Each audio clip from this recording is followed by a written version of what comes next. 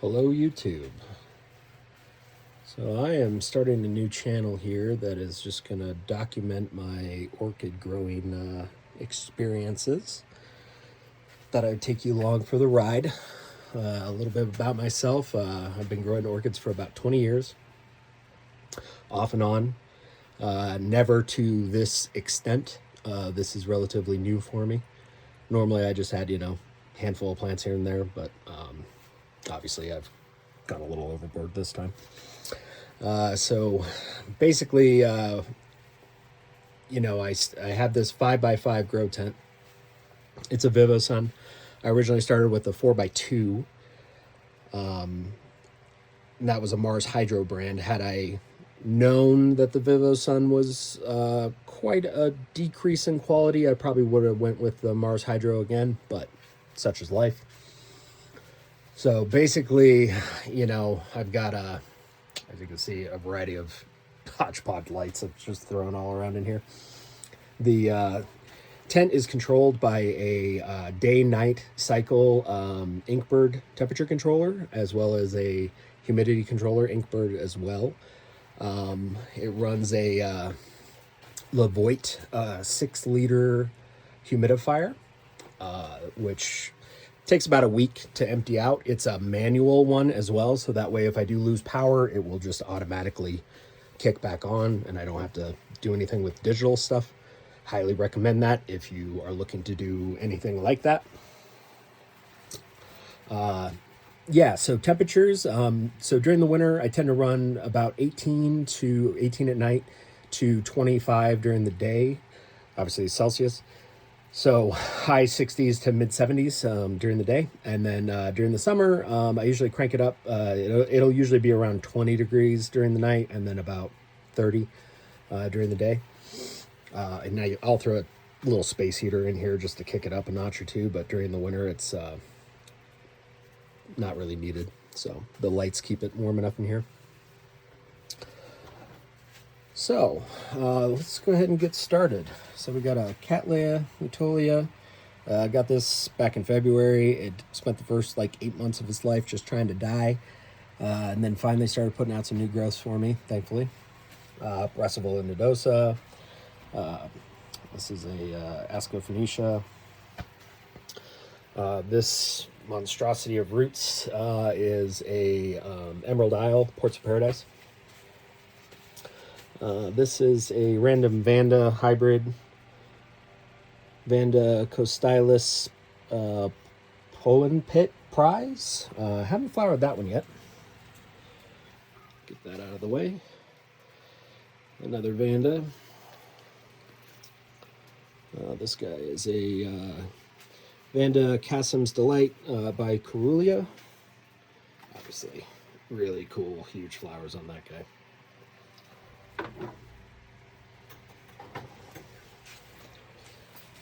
Bulbophyllum Frosty Eye, one of my favorites.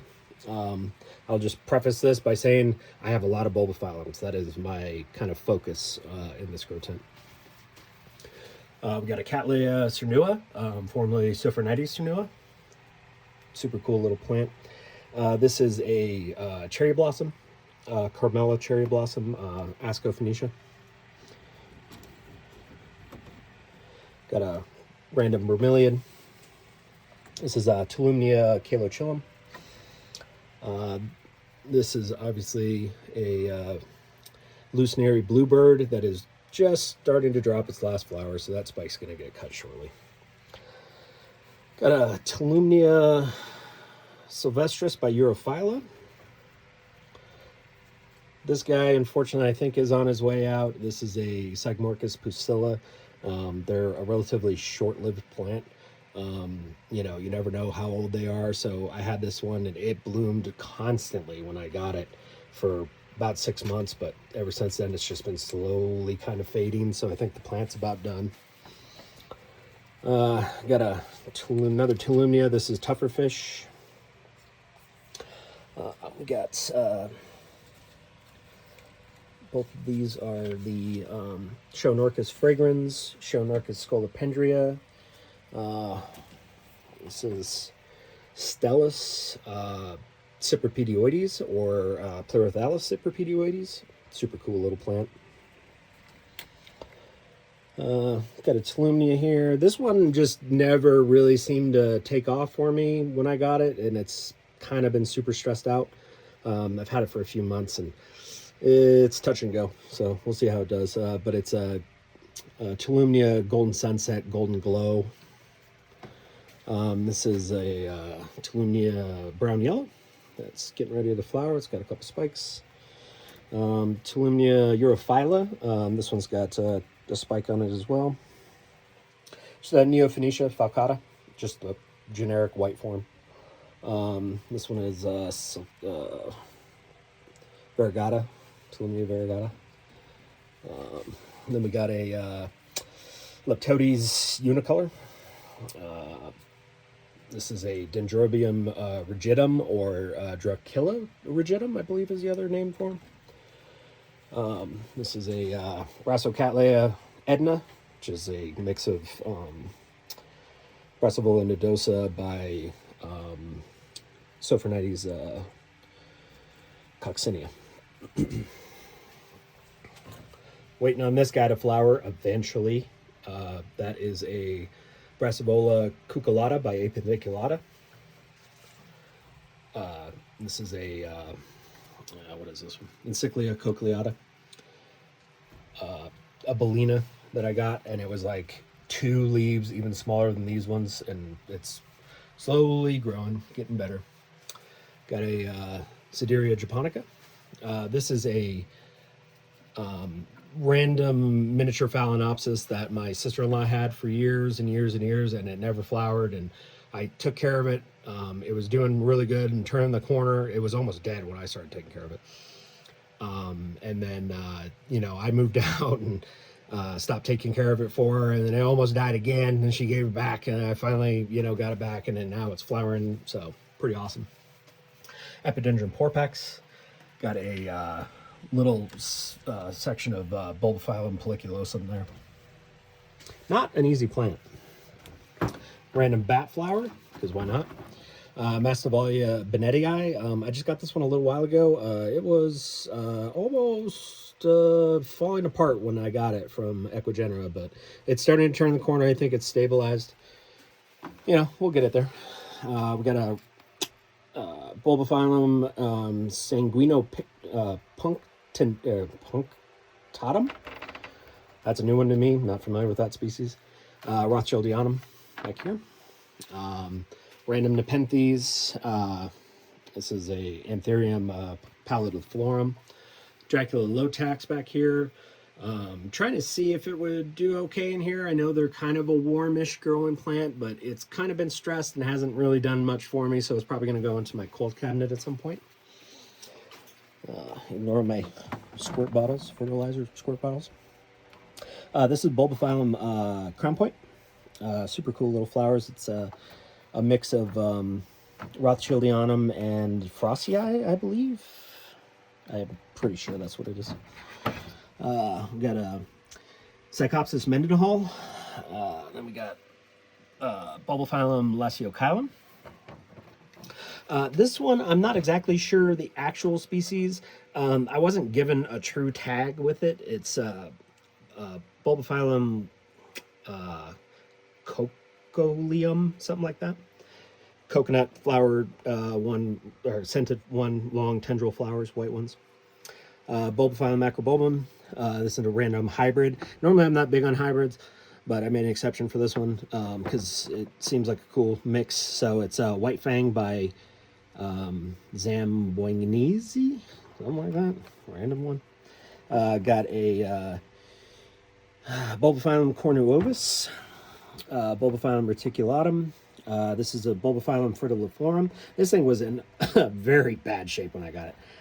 It's, however, finally putting out a new growth there, so all is well, hopefully. This is Bulbophyllum coralliferum. Small little kind of purplish red umbel style flowers. Really cool one. My absolute favorite plant in my collection, Bulbophyllum mastersianum. Just the coolest. Bulbophyllum bolsteri. Wisterii, Bulbophyllum. This is Ambrosia. Obviously, a couple more bromeliads just hanging out. Then we'll get this Vanda back and out of the way. All right, down here we've got Dendrobium spectabile. We got Tuckiera Hilo Adventure Pinky. This is Lepidum. Yeah, Bulbophyllum lepidum. Bulbophyllum medusae. Got that one not that long ago. Could have been in better shape, but it's all right. We'll turn it around. Longissimum. Bulbophyllum longissimum. This is Bulbophyllum derii. I got that from Brookside Orchids. I highly recommend them. As you can see, this is a massive plant for $15. So go over there if you want some good sized Bulbophyllums. This is Bulbophyllum sumatranum. Got a Bulbophyllum lobii back here. Bulbophyllum granduliform. And then we got some sundews to help keep the fungus gnats down. This is Bulbophyllum bloomy, kind of the Masdevallia looking one. Bulbophyllum lavanae back here. This is vaginatum, Bulbophyllum vaginatum.